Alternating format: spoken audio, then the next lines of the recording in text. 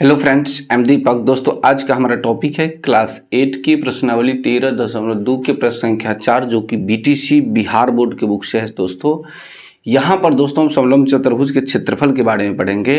यानी कि जो समलंब चतुर्भुज का क्षेत्रफल का सूत्र होता है 1/2 गुने समांतर भुजाओं का योग गुने ऊंचाई, उस पर आधारित यहाँ पर प्रश्न है।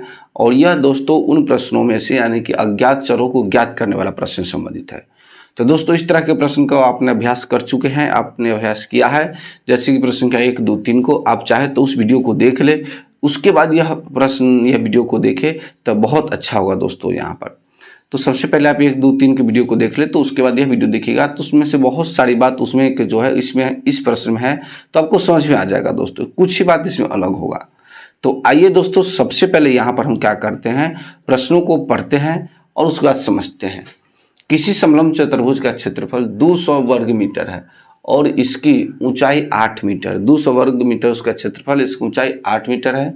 यदि समांतर भुजाओं में एक भुजा दूसरी भुजा से 6 मीटर अधिक है, यानी कि इसकी ऊंचाई दिया हुआ है 8 मीटर और 2 समांतर भुजा होता है, उसमें से एक समांतर भुजा है दूसरी वाले से 6 मीटर ज़्यादा है। यानी कोई एक 6 है, x है और दूसरा x+6 हो जाएगा, जो दोस्त मानेंगे। यानी कि 6 अधिक होना चाहिए कोई एक भुजा। तो समांतर भुजाओं की लंबाई ज्ञात करना है। तो दोस्तों, दोनों समांतर भुजाओं की लंबाई हमें ज्ञात करना है। तो आइए, सबसे पहले इसमें अज्ञात चर है, तो जो चीज़ हमें ज्ञात करना है उसको हम मानते हैं दोस्तों। यहाँ पर तो सबसे पहले लिखेंगे हल और लिखेंगे यहाँ पर माना कि एक समांतर भुजा की लंबाई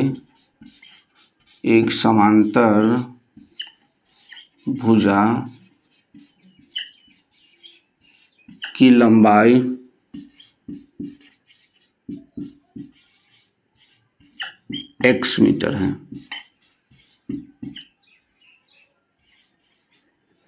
तो दोस्तों, हमने यहाँ पर माना कि एक समांतर भुजा की लंबाई x मीटर है और दूसरी समांतर भुजा की लंबाई लिखते हैं और दूसरी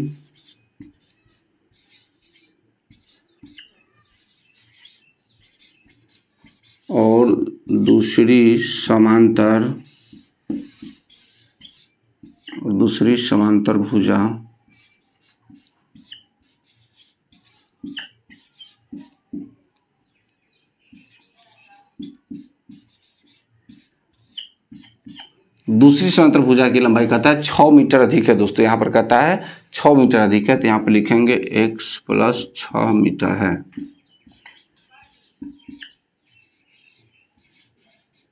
x+6 मीटर है। अब दोस्तों, इसकी ऊंचाई दिया हुआ कितना है, 8 मीटर है, तो लिखेंगे ऊंचाई बराबर है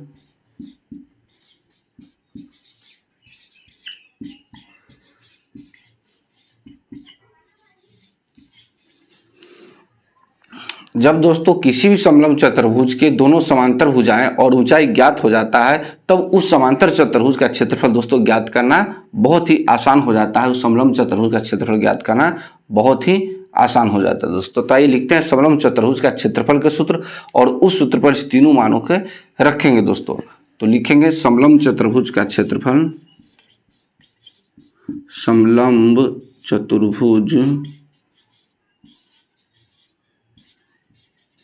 समलंब चतुर्भुज का क्षेत्रफल बराबर दोस्तों सूत्र होता है 1/2 इंटू समांतर भुजाओं का योग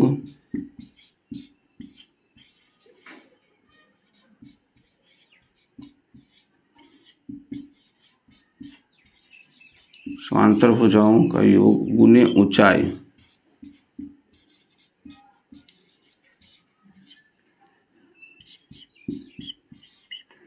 तो दोस्तों, यहाँ पर हमने सूत्र लिखा है समलंब चतुर्भुज का क्षेत्रफल बराबर 1/2 गुने समांतर भुजाओं का योग गुने ऊंचाई। अब जब दोस्तों हम यह सूत्र लिख लिया है, तो इस सूत्र पर हम बारी बारी से इन तीनों मानों को रखते हैं दोस्तों। यहाँ पर समांतर भुजाएं हैं x, तो हो जाएगा x प्लस दूसरा है x+6, तो उसको रख देंगे यहाँ पर, गुने ऊंचाई कितना है दोस्तों, यहाँ 8 दिया है तो लिख देंगे 8। अब ई है 2 चौका 8, यानी कि 4 मरतबा में कट गया। इसका क्षेत्रफल जो दिया है 200 वर्ग मीटर, तो समलंब चतुर्भुज का क्षेत्रफल इधर का रख देंगे 200 वर्ग मीटर हो गया दोस्तों। अब यहाँ पर 200 वर्ग मीटर है अब यहाँ पर देख रहे हैं कि यह गुना के है, तो इसमें हम भाग कर देंगे इधर, और इसको हम निकालेंगे दोस्तों x इंटू एक्स प्लस 6 हो जाएगा। यहाँ पर ई कट जाएगा दोस्तों, तो हो जाएगा 50, यानी कि इधर हो जाएगा 50 और इस दोनों को ऐड करते हैं तो 2x प्लस 6 हो जाएगा दोस्तों यहाँ पर। अब हम चाहेंगे दोस्तों यहाँ पर तो इसको इधर घटा सकते हैं, यानी कि 50 माइनस 6 बराबर 2x। अब इधर घटा देंगे तो यहाँ पर समीकरण करेंगे दोस्तों यहाँ पर तो हो जाएगा कितना 44 बराबर 2x, तो हो जाएगा x बराबर 44/2। अब यह कट जाएगा दोस्तों तो आ जाएगा 22, यानी कि x का मान निकल गया 22। अगला है x प्लस 6, तो हो जाएगा 22 प्लस 6 बराबर 28 दोस्तों। तो कहने के मतलब एक आंसर यहाँ पर हुआ और एक आंसर यहाँ पर हुआ, यह आंसर हुआ दोस्तों, और दूसरा हो जाएगा यह आंसर 28। तो दोस्तों एक बार फिर से समझ लीजिए, यहाँ पर जो समांतर भुजाओं का योग था x और x प्लस 1 जो कि अपने यहाँ माना था रख दिया है, गुने 8 जो ऊंचाई था यह लिख दिए हैं। अब 2 शिशु काटे हैं तो 4 हो गया दोस्तों, जो कि यह 4 डायरेक्ट यहाँ पर है 200, तो यह गुना है तो इस तरफ भाग हो गया है। यहाँ x प्लस 6 आ गया है दोस्तों। अब इस दोनों को ऐड किए तो 2x प्लस 6 हो गया है। अब 50 है, यहाँ पर 50 लिख दिए। अब यह प्लस 6 है दाहिना तरफ है, जो कि बाएं तरफ है तो माइनस 6 हो गया है, और बराबर 2x हो गया। यह घटा है तो 44 आ गया। अब यह 2x में गुना है तो इधर भाग कर दिए तो 22 आ गया दोस्तों। तो पहली भुजा यानी कि पहली समांतर भुजा x जो थी वह हो गया 22, और दूसरी समांतर भुजा x प्लस 6 यानी कि 22 प्लस 6 यानी कि 28, यानी कि 22 और 28 दोस्तों 2 ठो यहाँ पर आंसर दिया होगा इस सवाल के में। तो आप पहले इसका स्क्रीनशॉट लें।